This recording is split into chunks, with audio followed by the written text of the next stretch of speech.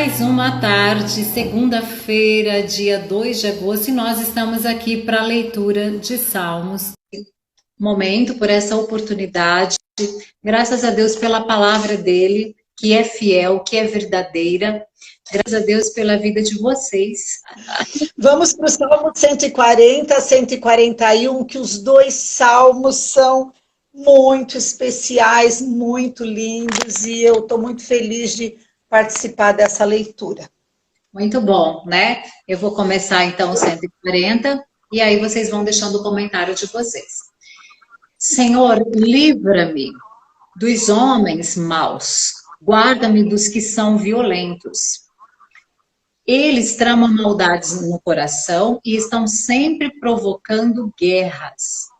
Afiam a língua como a serpente, nos seus lábios há veneno de cobra. Senhor, protege-me das mãos dos ímpios, preserva-me dos homens violentos que planejaram transtornar-me os passos. Os arrogantes armaram laços e cordas contra mim, estenderam uma rede à beira do caminho, prepararam-me armadilhas. Digo ao Senhor, Tu és o meu Deus, ouve, Senhor, as minhas súplicas. Ó Senhor, meu grande libertador, Tu protegeste a minha cabeça no dia da batalha. Amém. Senhor, não concedas aos ímpios os seus desejos, não permitas que seu plano perverso se concretize, para que não se orgulhe. Faz recair sobre a cabeça dos que me cercam a maldade dos seus próprios lábios. Caiam sobre eles brasas vivas, sejam lançados em covas profundas, para que não voltem a se levantar. Que o caluniador não se estabeleça na terra, que o homem violento seja perseguido pelo mal até ser exterminado. Sei que o Senhor defenderá a causa do aflito e o direito do necessitado. Por certo, os justos louvarão o teu nome e os íntegros habitarão na tua presença. Amém. Forte, né? Esse momento de Davi, essas palavras, que coisa terrível aqui, ó. Depois eu comento. Vamos lá. Ele pode... Então, eu vou falar da parte boa, depois você entra na outra parte mais dura, que a gente precisa encarar também e analisar. Quero comentar sobre o versículo 7, que é uma referência muito linda. Ó soberano Senhor, meu Salvador, Tu me proteges a cabeça no dia da batalha. Tu me proteges a cabeça no dia da batalha. E isso aponta para a armadura de Deus, que é o sangue de Jesus sobre a nossa vida. E nós vamos lá para o livro de Efésios, no capítulo 6, no versículo 7, quando o apóstolo Paulo está preso e está falando sobre o que o sangue de Jesus sobre a nossa vida pode nos trazer, pode nos proteger, e ele estava olhando para um soldado, e aí ele fala, o versículo 17, inclusive de outras peças da armadura, ele fala no versículo 17, usem o capacete da salvação e a espada do Espírito, que é a palavra de Deus. A palavra de Deus é a espada do Espírito, não é? É a palavra em ação na nossa boca. E ele diz, usem o capacete da salvação. E, com certeza, está intimamente ligado com esse versículo que Davi pede. Ó soberano meu Salvador, me proteges a cabeça no dia da batalha, no dia da tempestade, no dia mau, no dia da noite escura, no dia que você não vê luz, que você não vê saída e que você está pressionado, como Davi estava aqui. Ele estava no meio de uma luta e dizendo, pedindo para o Senhor, livra-me, protege-me e protege a minha cabeça, protege o meu cérebro, protege o meu modo de pensar, otimiza a minha capacidade de analisar, de concluir, de ter iniciativa, de ter ousadia. protege a minha cabeça. E eu quero que você preste atenção, porque é a última batalha que Satanás está travando com o ser humano na face da terra. Depois disso não tem mais nada.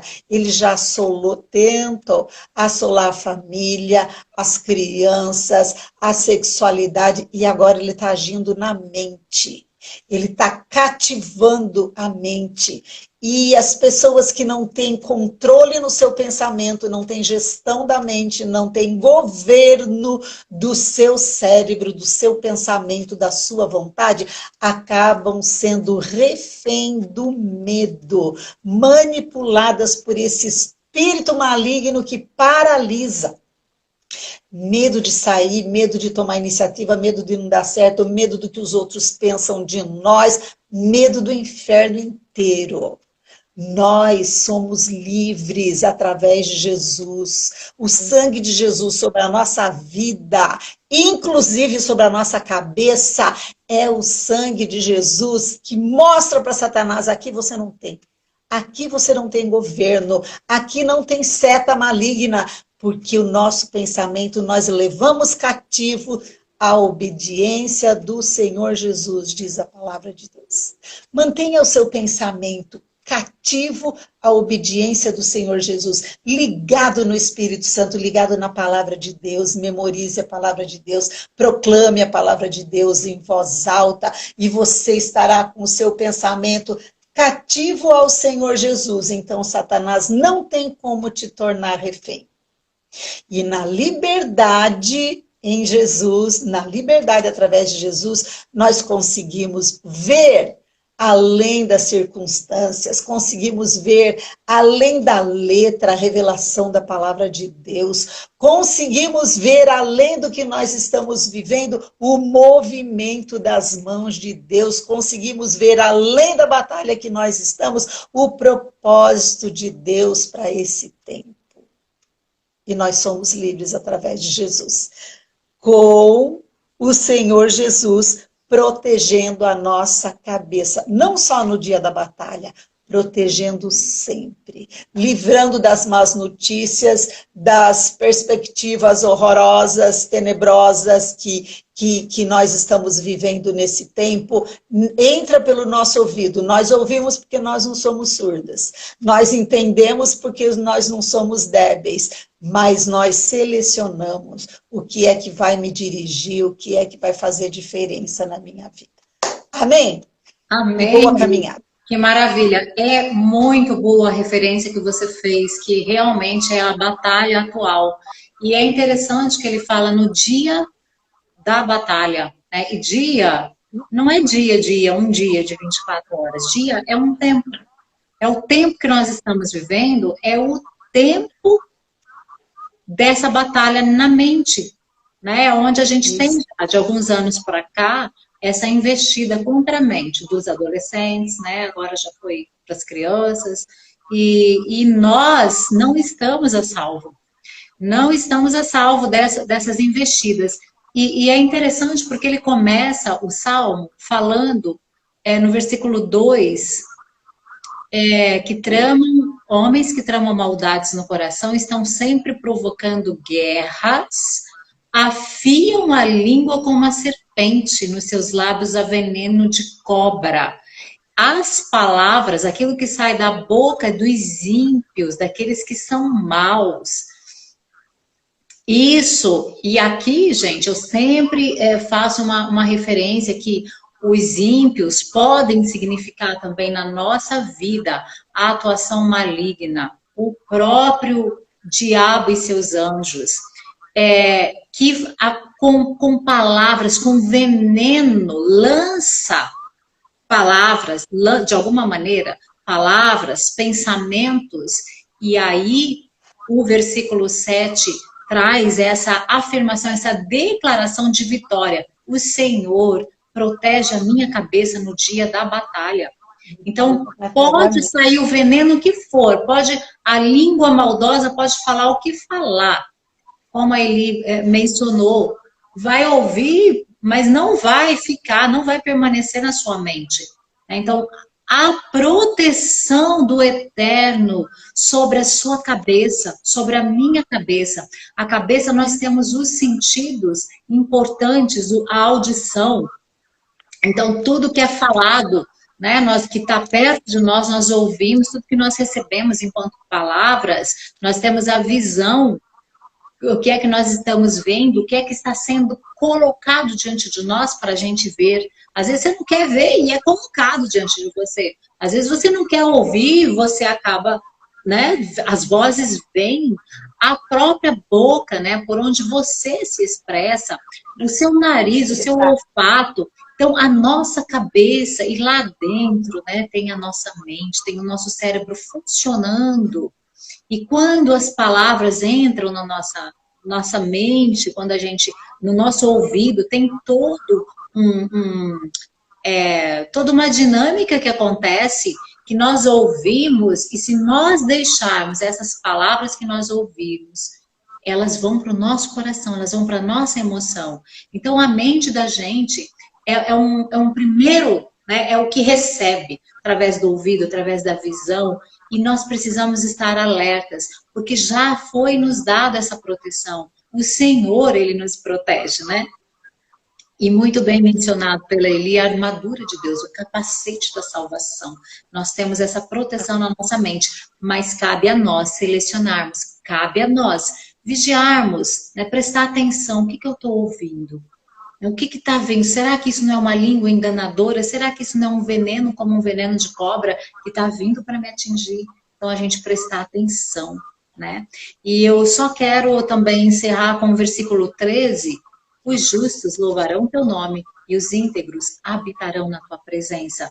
Então, habitar na presença de Deus é segurança total, plena, é proteção de tudo isso. Né? E nesse tempo em que a gente vive essa batalha que está sendo travada na mente, contra a mente, nós podemos resistir, porque habitamos na presença de Deus. Que assim seja com você. Né? Se alguém que está nos ouvindo não tem essa certeza, você fica pensando, habitar na presença de Deus? Como assim? O que é isso? Como é isso? Né? Venha para a presença de Deus, passe por esse sacrifício da cruz de Jesus Cristo, porque você vai ser revestido com essa armadura e vai estar seguro. Tua cabeça vai ser preservada pelo Criador, pelo Deus eterno. Amém, gente? Amém. O Edson está dizendo, nós temos a mente de Cristo. Edson, que maravilha, verdade. Verdade, temos a mente de Cristo, né? Se recebemos Jesus em nosso coração, como nosso Senhor, nós temos a mente dele, a mente de Cristo é protegida. Eu acho incrível quando Jesus chegava assim, em alguns lugares e os demônios já caíam, né? Eles viam Jesus assim e já queriam fugir, né? Por causa desse poder que há. Então, se nós temos a mente de Cristo, estamos guardados também nesse poder.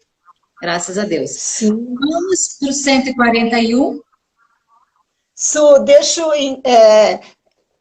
eu completar um pouquinho mais esse pensamento de que nós precisamos ter o controle do nosso pensamento. Nós temos a mente de Cristo, mas nós precisamos ter atitude de manter a nossa mente, porque a nossa mente ela é muito lerda, ela é rapidinho de ir por caminhos de filosofias diferentes e novidades, e agora é assim, tal, e o nosso pensamento tende a dar uma fugida. Nós temos que trazer ele de volta à obediência do Senhor Jesus. Aqui no livro de 2 Coríntios, capítulo 10, diz assim, no versículo 4 e 5, as armas com as quais lutamos não são humanas, ao contrário, são poderosas em Deus para destruir fortalezas. Então, nós temos armas e nós precisamos lutar para destruir as fortalezas, para não construir, para não deixar formar fortaleza na nossa mente.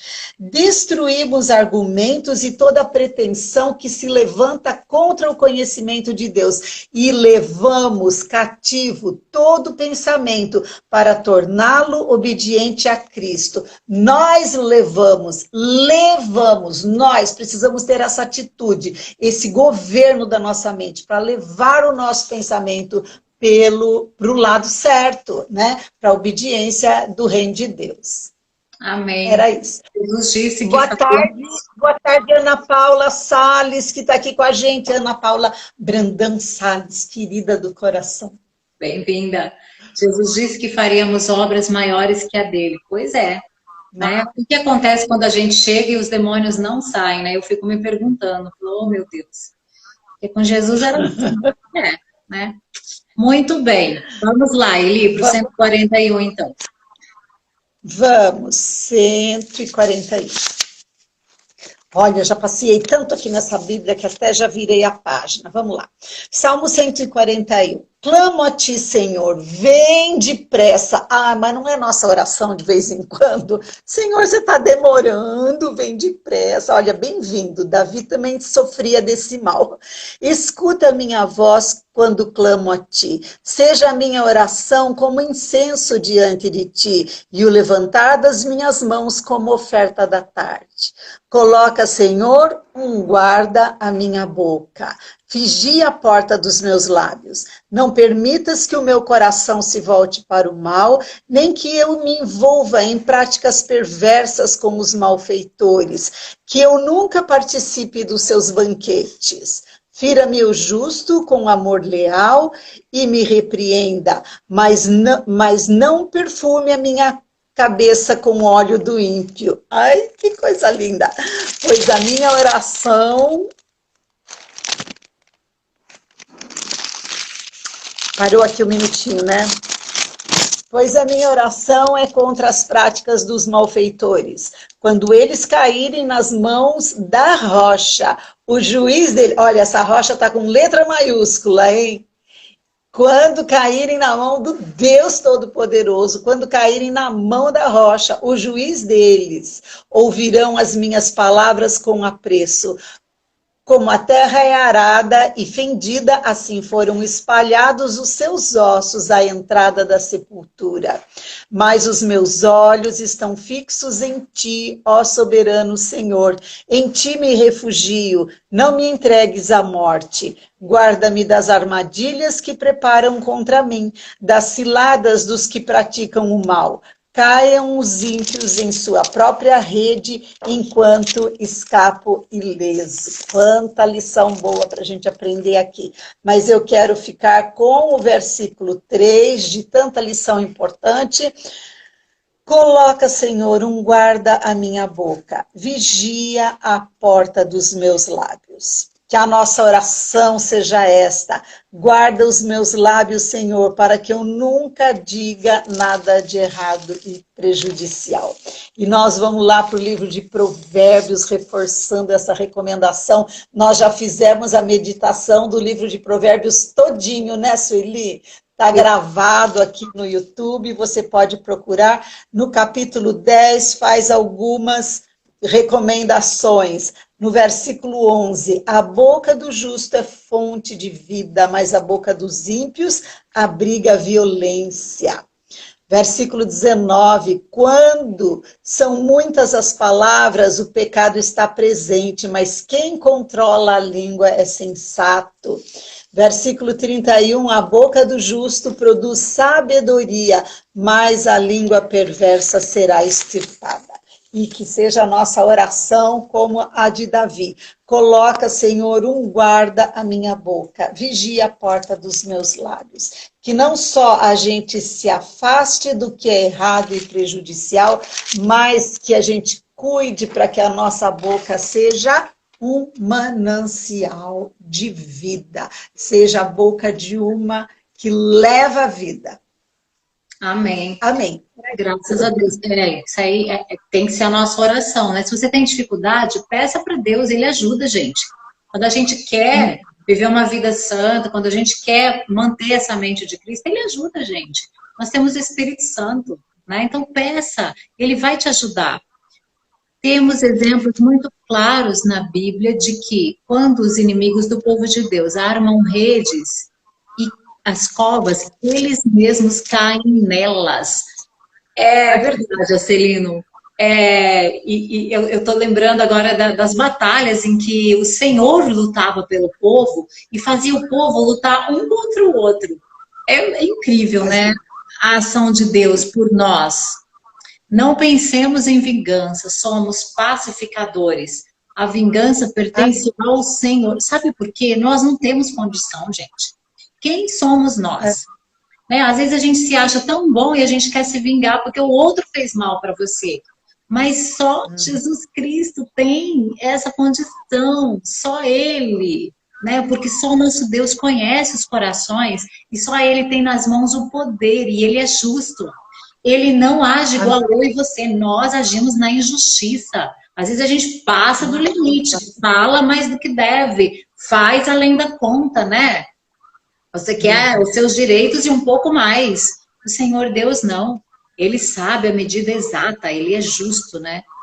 Nosso serviço é louvarmos ao Senhor, agradecermos a Ele. A gente está no programa do Sempre Gratidão, né? E nós falamos muito. Gente, troca. Vamos trocar as palavras, sabe? De maldição, de reclamação, né? Palavras torpes. Vamos trocar por gratidão. Ao invés de você reclamar, agradeça. Ao invés de você...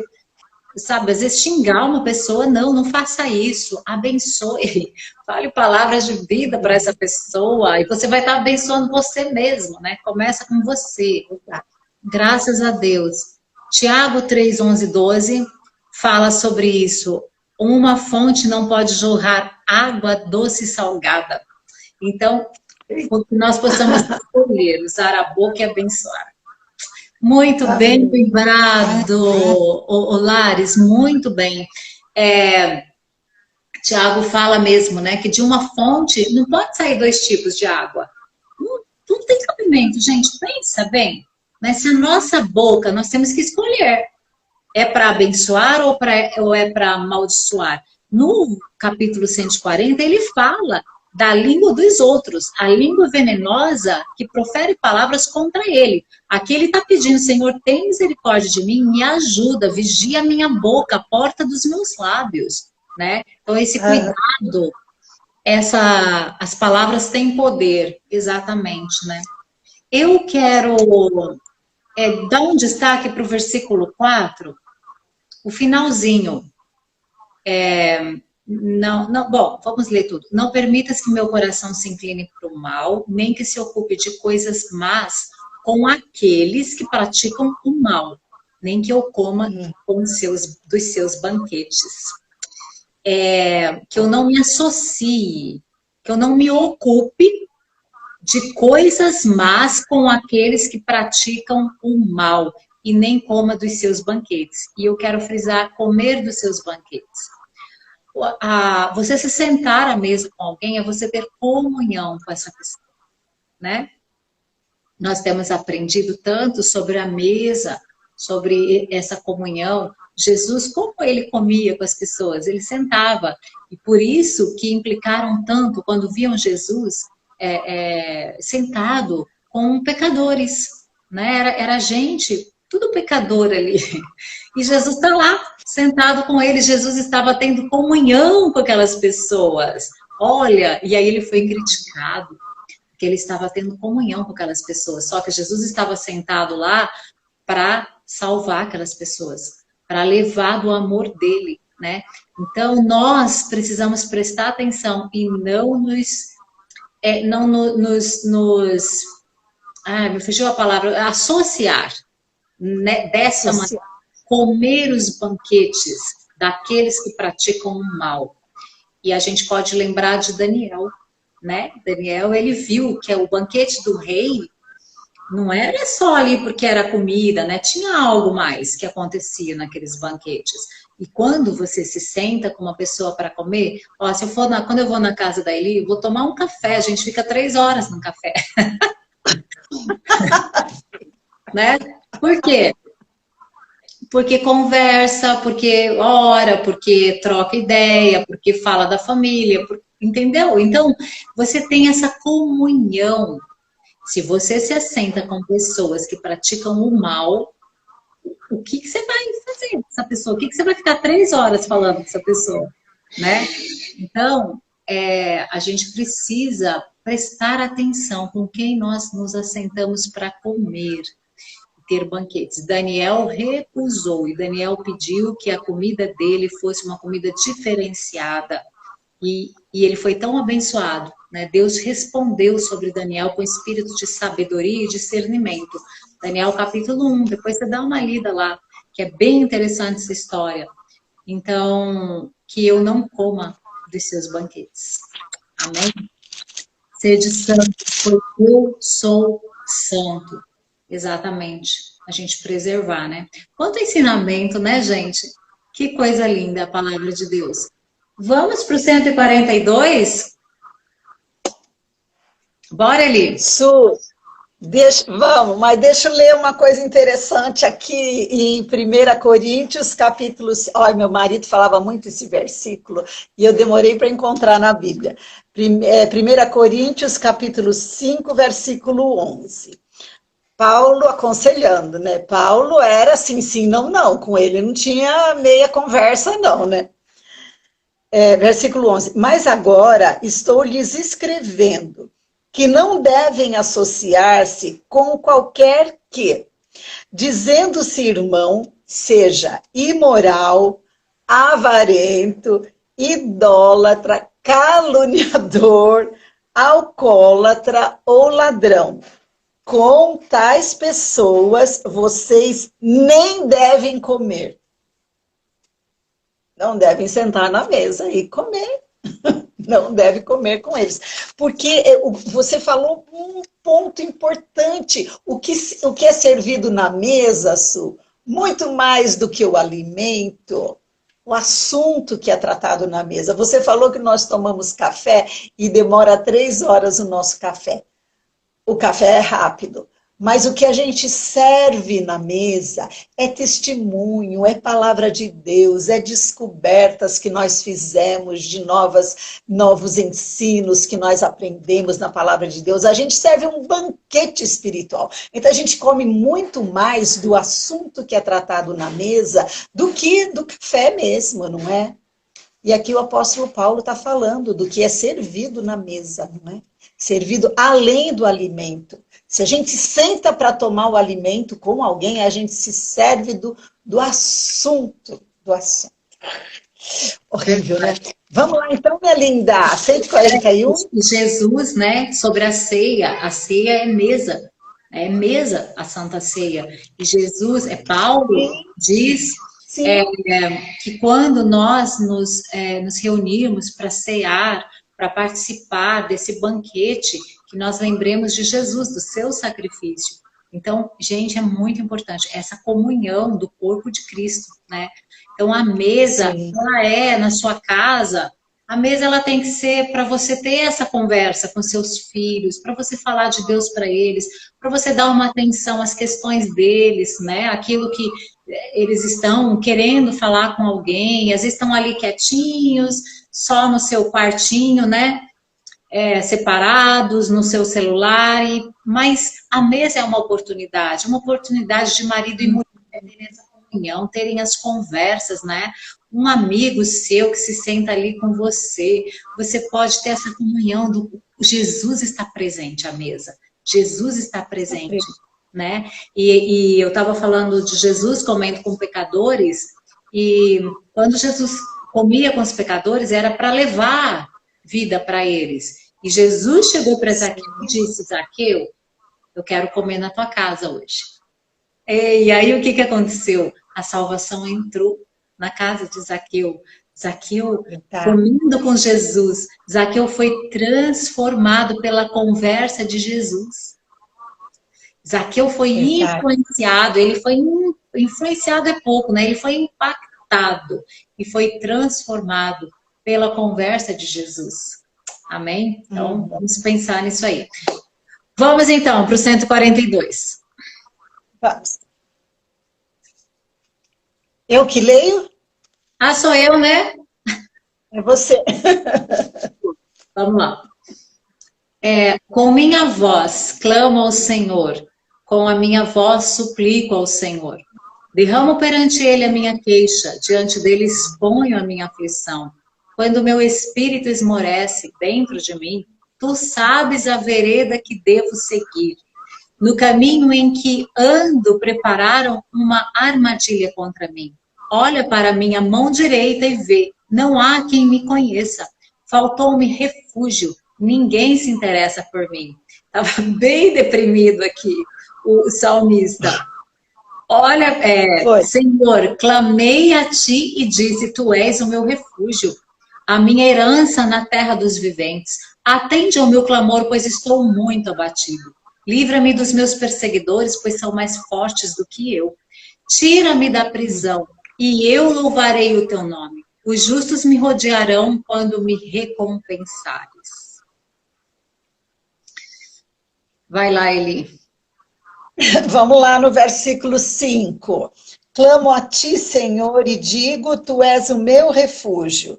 És tudo que eu tenho na terra dos viventes, né? Quando a gente não sabe mais o que falar com Deus, a gente não precisa ficar assim, abrindo o coração e botando na frente de Deus, né?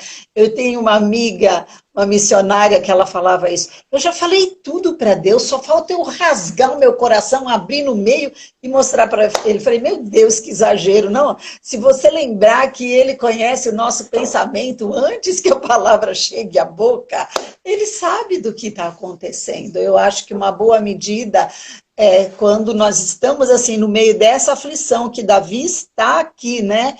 Ele está clamando a Deus, ele está olhando o lado, ele não vê nada, ele está se sentindo preso.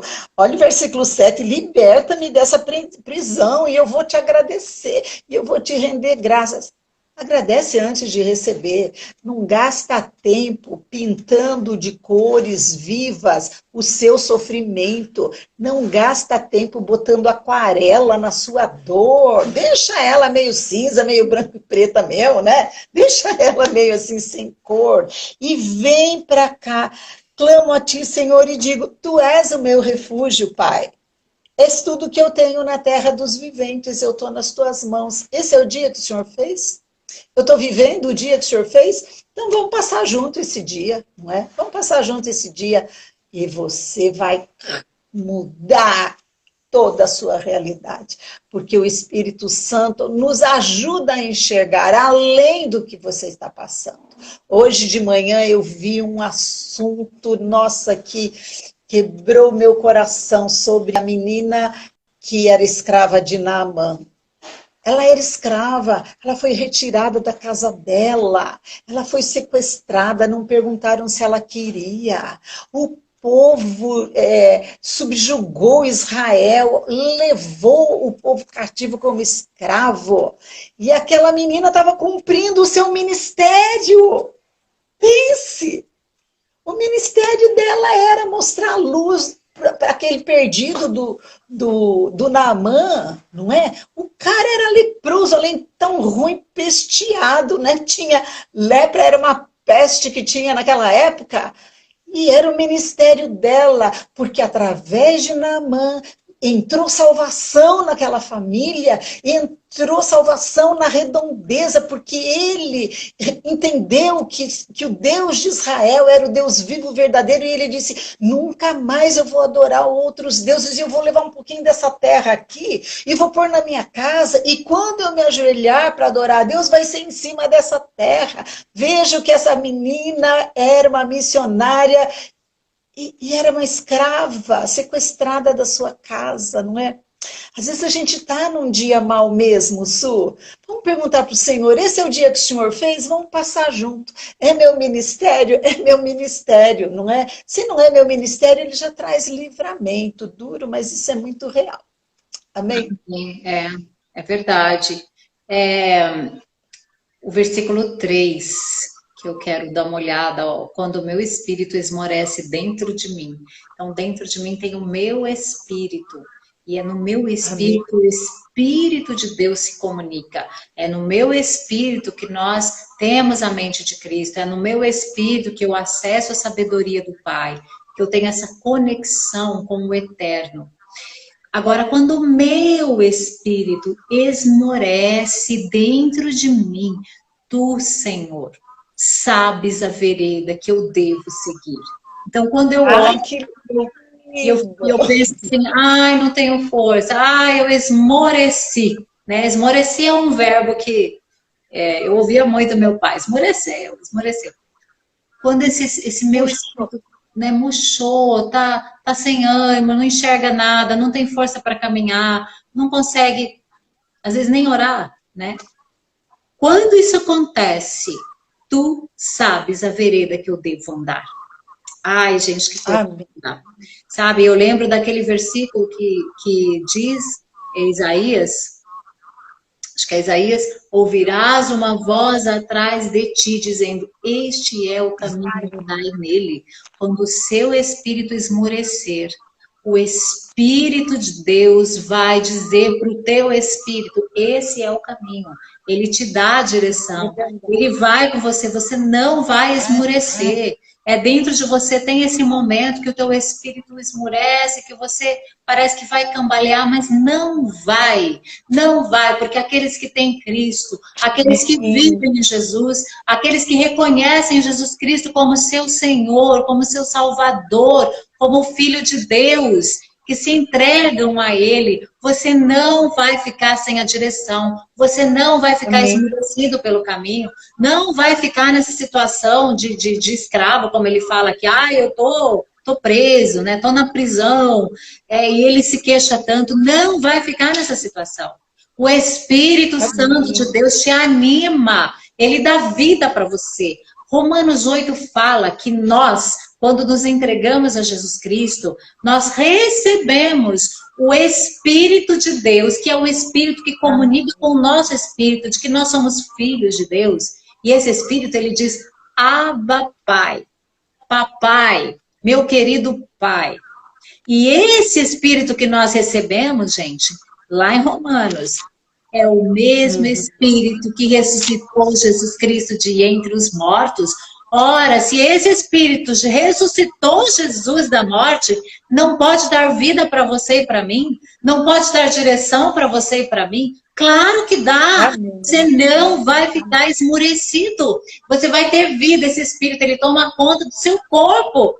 Diz lá, Paulo falando aos Romanos, o Espírito dá vida para o teu corpo. E aí esse espírito seu é fortalecido, a sua alma, ela começa a cantar, começa a agradecer, e o teu corpo começa a se movimentar na direção certa. Aí o teu corpo vai te levando para a direção certa, para realizar, para fazer aquilo que você tem que fazer, aquilo que, né, fazer a sua vida acontecer, enfim. Então, essa direção do Espírito Santo, né, que ele fortalece o nosso espírito. Graças a Deus. Posso ler? Vou ler o que o Acelino escreveu aqui. Neste momento em que Davi escreveu esse salmo, ele estava na caverna onde se escondeu dos seus inimigos. Imagina o desconforto de um lugar em que não se pode nem conseguir alimento, mas ele declara, tu és o meu refúgio. Ele estava se refugiando dentro da caverna, né? Até estava se sentindo protegido e escondido, mas ele tinha uma visão maior do que aquele buraco, do que aquela caverna. Ele não era cativo na sua situação, ele era livre em Deus, ele declarou, tu és o meu refúgio. O meu corpo está aqui nesse buraco escondido dos meus inimigos, mas o Senhor é o meu refúgio. E o Senhor tem nova direção para me dar. Maravilhoso, Arcelino. Eu encontrei aqui, no livro de Isaías, capítulo 30, versículo 21, porque é um versículo que eu amo demais, demais, demais, e eu uso muito esse versículo. Quer você se volte para a direita, quer para a esquerda, uma voz atrás de você lhe dirá, este é o caminho, nele andai, este é o caminho, siga-o. Quando a gente não sabe o que fazer, dá um tempo. Senhor, quero ouvir a sua voz. Não sei se eu vou para a esquerda, não sei se eu vou para a direita, e ele vai mostrar para você. Segue por este daqui. Simples assim. Maravilhosas notícias esses 3 salmos nos trouxeram hoje. Impressionante a fé que Davi tinha em Deus. Isso nos mostra o profundo relacionamento dele com o Criador. Davi conhecia o Deus que servia. Exatamente. Imagine que você, numa situação dessa, né? Ele tá falando aqui, ó. Ai, ninguém se interessa por mim. Gente, ele estava muito triste, ele estava muito baixo.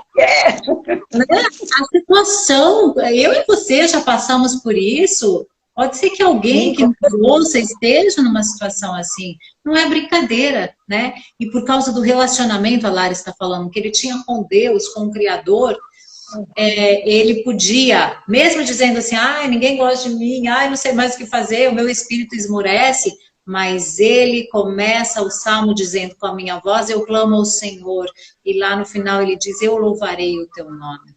Eu quero só para encerrar, gente, fazer um link das nossas falas. Nós dissemos no salmo anterior que temos a mente de Cristo, né? Temos a mente de Cristo.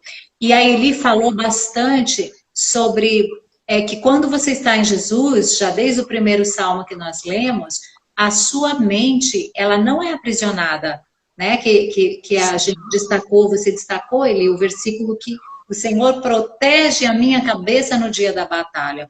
Então, e aqui, tira-me da prisão.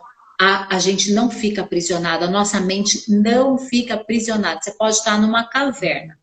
Seu espírito pode até estar esmorecido, mas você não está preso. Você não vive na prisão quando é liberto por Jesus Cristo. Jesus, ele é libertação. Ele te livra, sabe? Ele comprou a gente, né? Ele comprou, ele pagou as nossas dívidas. Ele comprou para ele. Então, naquela época tinha toda uma questão de escravo, né? Você compra o escravo, agora o escravo é teu. Jesus fez isso conosco, ele nos comprou, mas quando ele nos compra, nós passamos a ser escravos dele, imediatamente ele nos liberta. Ele fala, eu não quero escravo, eu quero amigo. Eu quero amigo. Ai, Jesus, eu amo demais. Ele nos compra para nos libertar. É uma libertação. Então, de papel passado, gente. Essa nossa libertação. Então, você que está em Cristo, não vai ficar com a mente aprisionada. Não vai ficar com a sua vida parada, não. Porque tem direção do Espírito Santo. Tem libertação. Sua cabeça está protegida. Amém? Que coisa maravilhosa, né? Que é Deus. Graças a Deus. A gente passou um pouquinho do nosso horário, mas tá valendo, porque são pérolas, né? Comentários importantes. Amanhã voltamos para mais 2 ou 3 capítulos. De manhã temos sempre gratidão. 8 e 8 pelo canal do YouTube, Encontros de Vida. Nós temos uma meditação nessa semana toda, todos os dias, do dia 1 ao dia 7, nós temos esse encontro, que é uma semana para agradecer a Deus pelo mês de agosto. Você é convidado, esteja conosco. O apóstolo Paulo, mesmo preso fisicamente, ele louvava o Senhor. Ai, que coisa linda. Amém. É isso mesmo, né? O corpo estava preso. Quando ficava preso, né? Porque começava a cantar, as correntes caíam, porta abria, era uma festa. Tudo. Su, é impressionante o que é essa nossa mente que Deus fez, o que é o nosso pensamento, o que é a nossa cabeça. O corpo de Davi estava preso, o corpo de Paulo estava preso, mas a mente estava livre. E porque a mente estava livre, ele acessou a direção certa e veio o livramento. E Paulo foi solto. De que forma, gente? Sobrenatural. Não tinha ninguém de boa vontade para abrir a prisão? Nem precisava. O anjo do Senhor veio lá, abriu aquelas portas e ele saiu andando pela rua. Davi saiu dessa caverna, meu Deus do céu, e foi para o trono reinar. E é ancestral de Jesus. Veja o que uma mente cativa à obediência do Senhor Jesus produz. O corpo está preso momentaneamente. Momentaneamente.